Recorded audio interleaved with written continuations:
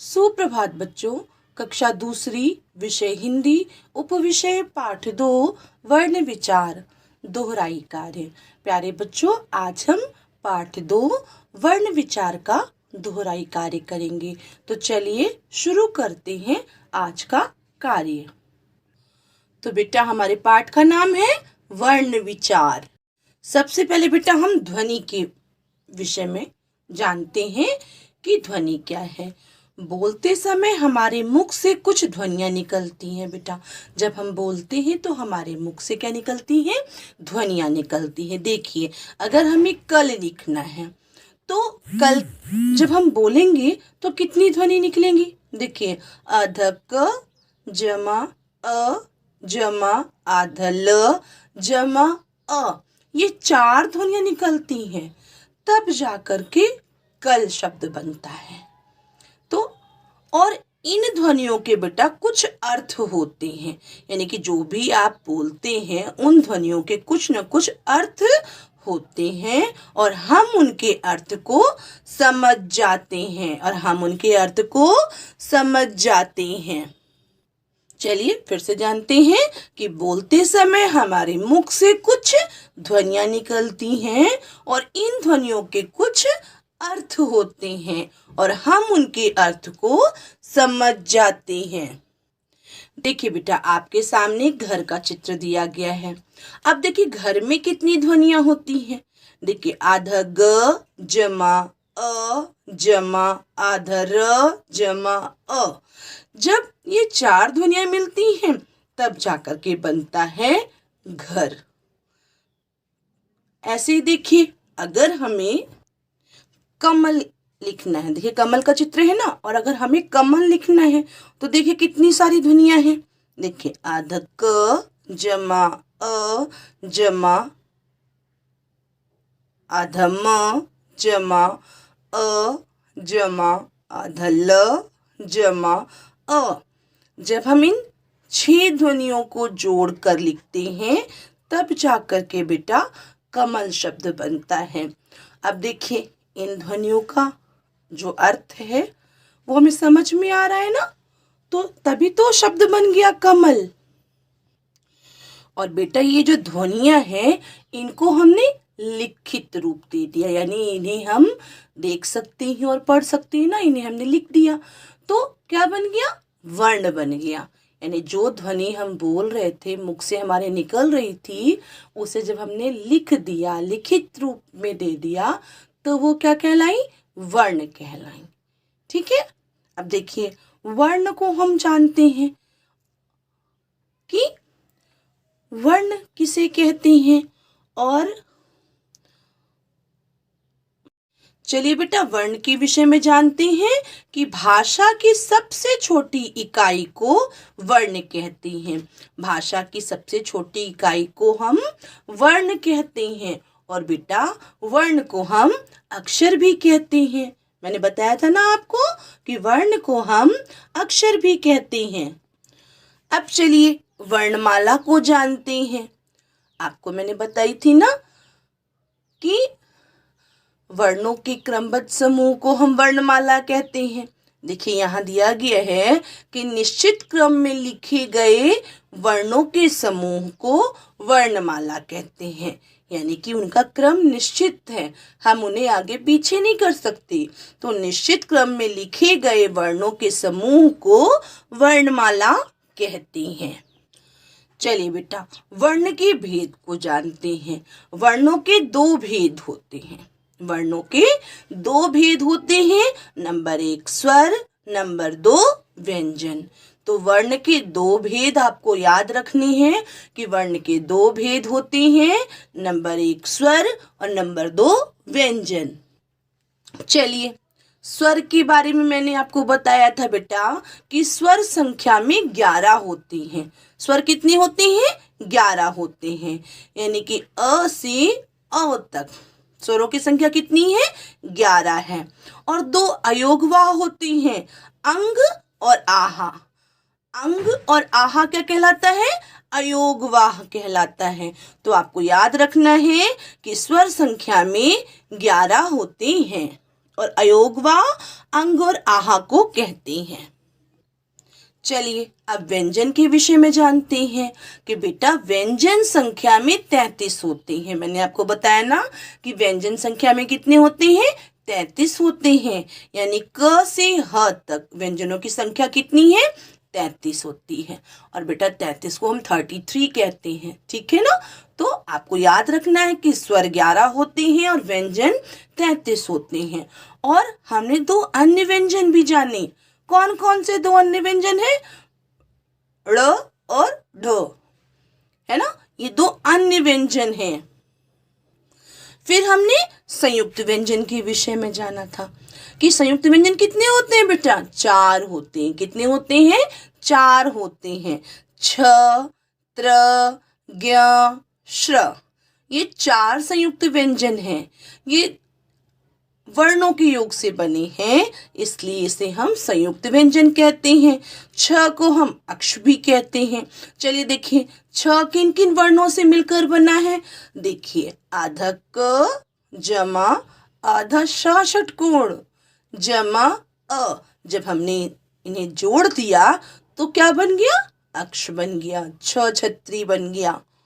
अब त्रिशूल कैसे बना, देखिए आधा त जमा आधा र जमा अ, जब हमने इसे जोड़ दिया तो बन गया त्र से त्रिशूल।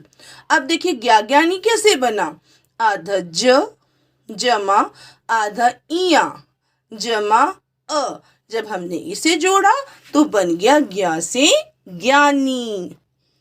अब देखिए श्राश्रमिक कैसे बना, आधा श जमा आधा र जमा अ, जब हमने इसे जोड़ा तो बेटा बन गया श्र से श्रमिक। तो आपको याद रखना है कि संयुक्त व्यंजन 4 होते हैं, छ, त्र, ज्ञ और श्र। और ये भी याद रखना है कि ये किन किन वर्णों से मिलकर बने हुए हैं, ठीक है बेटा।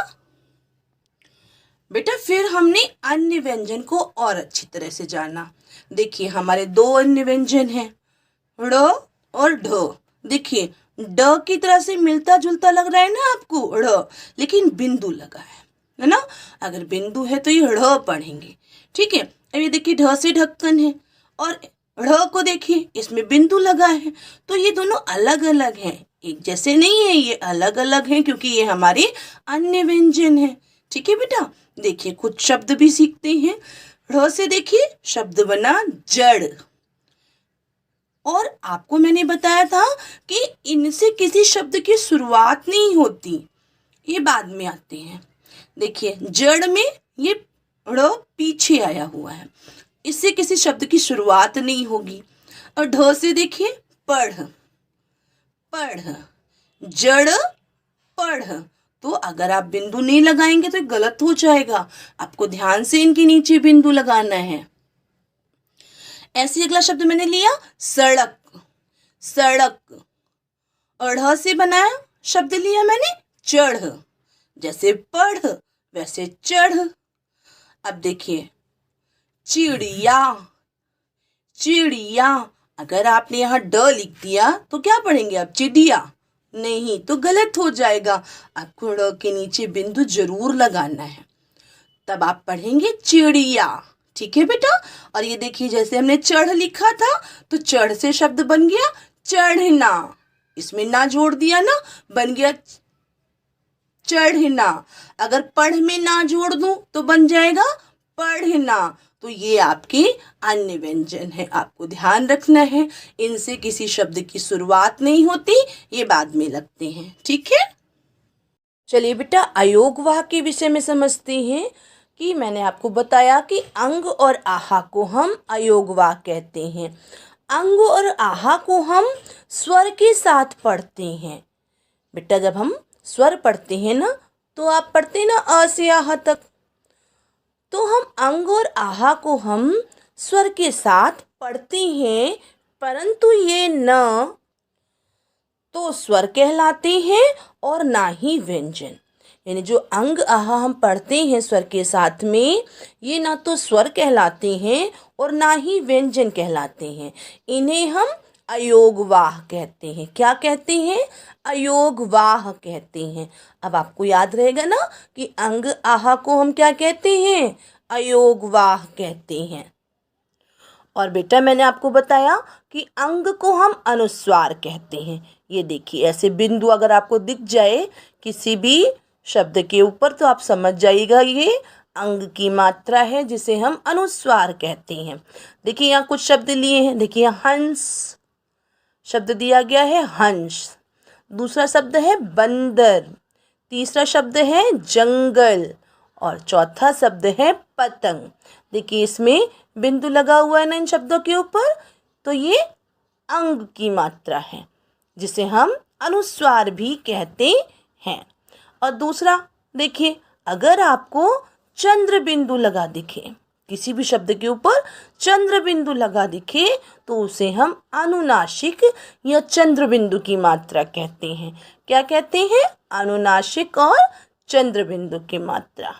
आप अनुनासिक भी कह सकते हैं इसे और चंद्र बिंदु भी कह सकते हैं। देखिए कुछ शब्द लिए हैं मैंने, माँ। और एक बात ध्यान रखनी है बेटा कि ये अगर किसी शब्द में आ की मात्रा के साथ में आए तो चंद्र बिंदु आ की मात्रा के ऊपर लगेगा, माँ के ऊपर नहीं लगेगा बल्कि आ की मात्रा के ऊपर लगेगा। ठीक है, देखिए शब्द दिया गया है माँ। अब यह देखिए शब्द है सांप, अगला शब्द है आँख और ये है पाँच। अब देखिए चंद्र बिंदु से बने हुए शब्द भी हमने पढ़ लिए और अनुस्वार से बने हुए शब्द भी हमने पढ़ लिए। देखिए यहाँ बेटा कुछ और चित्र भी लिए हैं मैंने और उनके साथ में आपको पता चल जाएगा अनुस्वार से बने और भी शब्द हैं। देखिए डंडा, लंगूर, कंघा। तो देखिए इनमें बिंदु आई है ना, तो इसका मतलब ये अनुस्वार से बने हुए शब्द हैं। देखिए एक नया शब्द मंदिर, मंदिर में भी अनुस्वार की मात्रा का प्रयोग किया गया है। शंख, शंख में भी अनुस्वार की मात्रा का प्रयोग किया गया है बेटा। और अंडा, अंडा में भी अनुस्वार की मात्रा का प्रयोग किया है। तो इस प्रकार से आपने कई शब्दों को सीख लिया जो अनुस्वार से बने हुए हैं। ये देखिए अब अनुनासिक से बना हुआ शब्द देखिए क्या लिखा हुआ है, ऊंट। चित्र किसका है? ऊंट का चित्र है बेटा। और इसमें देखिए चंद्र बिंदु की मात्रा का प्रयोग किया गया है ना, अनुनासिक की मात्रा का प्रयोग किया गया है। ऐसे देखिए दूसरा चित्र है बेटा तांगा का। देखिए तांगा, इसमें भी देखिए चंद्र बिंदु की मात्रा का प्रयोग किया गया है। ये देखिए पाँच, पाँच में भी चंद्र बिंदु की मात्रा का प्रयोग किया गया है। और ये है बेटा पूंछ, पूंछ में भी चंद्र बिंदु की मात्रा का प्रयोग किया गया है। तो इस प्रकार से आपने कई अन्य शब्दों को भी जाना जो चंद्र बिंदु की मात्रा के प्रयोग से बने हुए हैं। तो आपको ध्यान रखना है इन शब्दों का। ठीक है, अब चलिए आहा के बारे में भी समझते हैं। आहा को बेटा हम विसर्ग कहते हैं और आहा की मात्रा है ये देखिए 2 बिंदु। ठीक है, तो ये विसर्ग कहलाता है। बेटा जो आहा है संस्कृत के शब्दों में लगाया जाता है। संस्कृत हमारी एक भाषा है, मैंने आपको बताया ना। तो संस्कृत की भाषा से बने शब्दों में विसर्ग का प्रयोग किया जाता है। देखिए कुछ शब्द लिखे हैं मैंने, प्रातः, प्रातः में देखिए विसर्ग की मात्रा लगी हुई है। नमः, नमः में विसर्ग की मात्रा लगी हुई है। अतः, अतः में विसर्ग की मात्रा लगी हुई है। तो ये जो शब्द थे बेटा ये विसर्ग की मात्रा से बने हुए हैं। तो अब आपको अयोगवाह समझ में आ गया होगा कि अंग और आहा को हम अयोगवाह कहते हैं, अंग को हम अनुस्वार भी कहते हैं और आहा को हम विसर्ग भी कहते हैं। और साथ ही साथ आपने चंद्र बिंदु के विषय में भी जाना, चंद्र बिंदु को हम अनुनासिक भी कहते हैं। तो अब चलिए आओ दोहराएं के अंतर्गत इन बिंदुओं की भी दोहराई कर लेते हैं। देखिए सबसे पहला बिंदु दिया गया है कि मुख से निकलने वाली छोटी से छोटी ध्वनि का लिखित रूप वर्ण कहलाता है। दूसरा बिंदु पढ़ते हैं, वर्ण भाषा की सबसे छोटी इकाई है। आपको याद रखना है कि वर्ण भाषा की सबसे छोटी इकाई है। तीसरा बिंदु देखिए, वर्ण के दो भेद होते हैं, स्वर और व्यंजन। आपको याद रखना है कि वर्ण के कितने भेद होते हैं? दो भेद होते हैं, स्वर और व्यंजन। अगला बिंदु देखते हैं, वर्णों का क्रमबद्ध समूह वर्णमाला कहलाता है। वर्णों का क्रमबद्ध समूह वर्णमाला कहलाता है। अगला बिंदु देखिए, हिंदी भाषा में 11 स्वर और 33 व्यंजन हैं। आपको याद रखना है बेटा कि हिंदी भाषा में कितने स्वर हैं? 11 और कितने व्यंजन हैं? 33। अगला बिंदु देखते हैं, ड़ और ढ दो अन्य व्यंजन हैं। आपको याद रखना है कि ड़ और ढ दो अन्य व्यंजन हैं और इनसे किसी शब्द की शुरुआत नहीं होती। अगला बिंदु देखते हैं, छ, त्र, ज्ञ, श्र।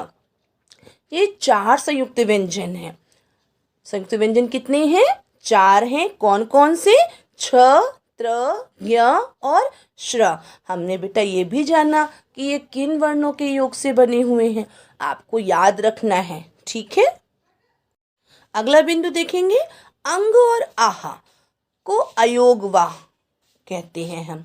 यहाँ पे दिया गया है कि अंग और आहा अयोगवाह कहलाते हैं। तो आपको बेटा इन बिंदुओं को ध्यान में रखना है, क्योंकि इनसे आप बहुत से प्रश्नों के उत्तर लिख सकती हैं। अब बेटा आपको मैं पाठ से संबंधित गृह कार्य को देना चाहती हूँ। आज मैंने आपको गृह कार्य में कार्य दिया है कि अनुपम हिंदी व्याकरण में पाठ 2 वर्ण विचार से संबंधित प्रदत्त कार्य को करो। आपको इस कार्य को कॉपी में करना है। प्रदत्त कार्य, प्रश्न 1, दिए गए वाक्यों के सामने सही और गलत के निशान को लगाइए। आपको क्या करना है? सही वाक्य के सामने सही का और गलत वाक्य के सामने बेटा गलत का निशान लगाना है। क देखिए, वर्ण भाषा की सबसे छोटी इकाई है। अगर ये वाक्य सही है तो आप सही का निशान लगाएंगे और गलत है तो आप गलत का निशान लगाएंगे। ख देखिए, अंग तथा आहा अयोगवाह कहलाते हैं। अगर सही है तो आप सही का निशान लगाएंगे, गलत है तो गलत का निशान लगाएंगे बेटा। ग, छ, त्र, ज्ञ, श्र संयुक्त व्यंजन है। अगर सही है तो आप सही का निशान लगाएंगे और गलत है तो आप गलत का निशान लगाएंगे। घ, वर्ण को अक्षर भी कहते हैं। अगर सही है तो आप सही का निशान लगाएंगे और गलत है तो बेटा इसमें आप गलत का निशान लगाएंगे। अंगा देखिए, दिया गया है ढ़ और ढ दो अन्य व्यंजन हैं। अगर ये वाक्य सही है तो आप सही का निशान लगाएंगे और गलत है तो आप गलत का निशान लगाएंगे। प्रश्न 2 देखिए, प्रश्न 2 में पूछा जा रहा है कि दिए गए संयुक्त व्यंजन तथा अन्य व्यंजन से बनने वाले 2 शब्द लिखिए। आपको क्या करना है कि संयुक्त व्यंजन और अन्य व्यंजन से बनने वाले 2 शब्द लिखने हैं। देखिए, क आपको छ से बनने वाले 2 शब्द लिखने हैं बेटा। ख आपको त्र से बनने वाले 2 शब्द लिखने हैं। ग आपको ज्ञा से बनने वाले 2 शब्द लिखने हैं।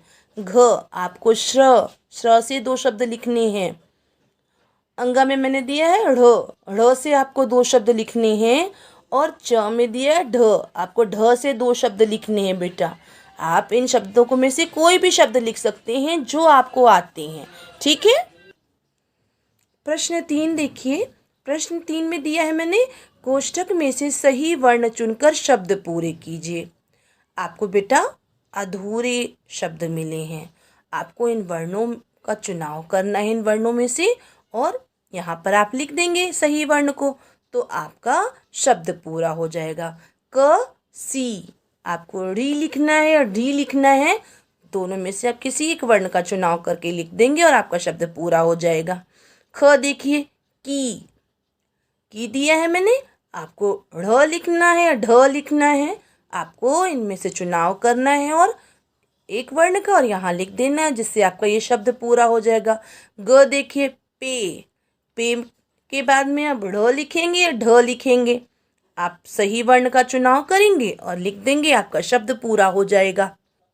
ऐसे घ में देखिए, घ देखिए बेटा, शब्द दिया है मैंने ची और बीच में खाली स्थान है, या आपको ड़ी या ढी लिख करके इस शब्द को पूरा करना है। ठीक है। प्रश्न 4 देखिए, वर्णों को अलग अलग लिखिए। जैसे मैंने आपको नल, घर, कमल की ध्वनियाँ बताई थी ना, आपकी बुक में भी कछुआ और गुड़िया की ध्वनि लिखी हुई ना, यानी कछुआ और गुड़िया को अलग अलग करके लिखा गया है। ठीक है, ऐसे ही आपको यहाँ दिए गए शब्दों के वर्णों को अलग अलग करके लिखना है। शब्द देखिए, क आम, ख मीरा, ग अदरक, घ गुड़िया, अंग देखिए कछुआ। तो आप इस प्रश्न को भी कर लेंगे। प्रश्न 5 देखिए कि नीचे दिए गए संयुक्त व्यंजनों में कौन कौन से वर्ण जुड़े हुए हैं। आपको संयुक्त व्यंजन मैंने दिए हैं और ये किन वर्णों के योग से बने हुए हैं। खाली स्थान दे रखा है मैंने, आपको लिख करके बताना है कि अधक जमा यहाँ क्या आएगा, जमा अ। अगर हम इन्हें जोड़ देंगे तो हमारा अक्ष बन जाएगा, यानी कि छ बन जाएगा। ऐसे ही त्र में कौन कौन से वर्ण आएंगे, ज्ञा में किन किन वर्णों को हम लिख देंगे जिससे ज्ञा ज्ञानी बन जाए, और श्रमिक में तो पूरा ही मैंने छोड़ रखा है बेटा। आपको यहाँ पर वर्ण लिखने हैं कि किन वर्णों के योग से श्रमिक बनता है। तो आप इस कार्य को भी कर लेंगे, यानी कि इस प्रश्न को भी कर लेंगे। प्रश्न 6 देखिए, दिए गए शब्दों पर अनुस्वार अथवा चंद्र बिंदु का सही चिन्ह लगाइए। देखिए यहाँ जो शब्द दिए गए हैं बेटा, ये अधूरे हैं। आपको पहचान करनी है कि किस पे आपको अनुस्वार का चिन्ह लगाना है और किस पे आपको चंद्र बिंदु का चिन्ह लगाना है। देखिए ये शब्द हैं आँख, पतंग, बंदर, अंडा, दांत, चांद। ये अभी सारे शब्द अधूरे हैं। जब आप इसमें अनुस्वार और चंद्र बिंदु को सही स्थान पर लगा देंगे तो ये शब्द पूरे हो जाएंगे और आप इस प्रश्न को भी आसानी से कर लेंगे बेटा। प्रश्न 7 देखिए, प्रश्न 7 में मैंने दिया है विसर्ग वाले 3 शब्द लिखिए। आपको विसर्ग से बने हुए 3 शब्द लिखने हैं और इस कार्य को बेटा आप सुंदर लेख में करेंगे और समझ करके करेंगे। चलिए अब चर्चा करते हैं कल जो मैंने आपको गृह कार्य दिया था उसकी। आप उसके उत्तर की जांच भी कर लेंगे और एक बार उस कार्य की भी दोहराई हो जाएगी। बेटा मैंने गृह कार्य में, अभ्यास कार्य में प्रश्नोत्तर करने के लिए दिए थे। प्रश्न 1 दिया था मैंने, ध्वनियों को हम क्या कहते हैं। तो इसका उत्तर है बेटा, ध्वनियों को हम वर्ण कहते हैं या अक्षर कहते हैं। ठीक है।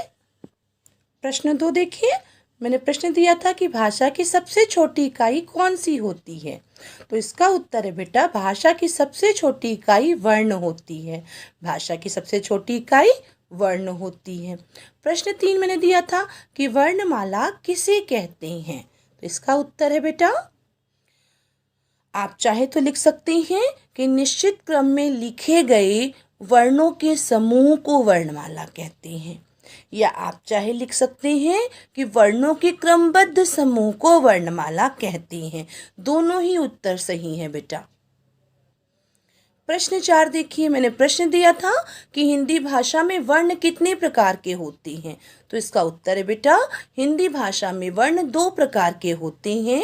नंबर 1 स्वर और नंबर 2 व्यंजन। बेटा उत्तर अब आप पूरा ही लिखेंगे और बहुत से बच्चों ने बहुत सुंदर कार्य किया है। प्रश्न 5 में मैंने प्रश्न दिया था कि हिंदी भाषा में कितने स्वर और व्यंजन हैं। तो इसका उत्तर है बेटा, हिंदी भाषा में 11 स्वर और 33 व्यंजन होते हैं। ठीक है। प्रश्न 6 देखिए, प्रश्न 6 में मैंने प्रश्न दिया था कि संयुक्त व्यंजन छ, त्र, ज्ञ, श्र से बने 2-2 शब्द लिखिए। तो आपने इस कार्य को भी किया है, इस प्रश्न को भी बहुत अच्छे तरीके से किया है। देखिए मैंने क्या लिखा है, छ से 2 शब्द लिखे हैं, कक्षा, रक्षा। ये देखिए अक्ष से बना हुआ शब्द है ना। त्र से मैंने शब्द लिखा बेटा पत्र, त्रिकोण। आप त्रिभुज लिख सकते हैं, आप त्रिदेव लिख सकती हैं, आप सत्र लिख सकती हैं। ठीक है। ज्ञ से मैंने शब्द लिखा है यज्ञ, ज्ञान। आप ज्ञानी लिख सकते हैं, आप ज्ञाता लिख सकते हैं। ठीक है। श्र से मैंने शब्द लिखा श्रम और आश्रम। आप श्रमिक लिख सकते हैं, श्रोता लिख सकते हैं, श्रेया लिख सकते हैं, है ना। तो इस तरह से हमने इस कार्य की भी दोहराई कर ली। तो बेटा आपको इस प्रकार से आज का भी गृह कार्य करना है और सुंदर लेख में करना है, समझ करके करना है। आशा है आपको आज की वीडियो पसंद आई होगी। आप हमारे चैनल को सब्सक्राइब कीजिए और वीडियो को लाइक कीजिए। धन्यवाद।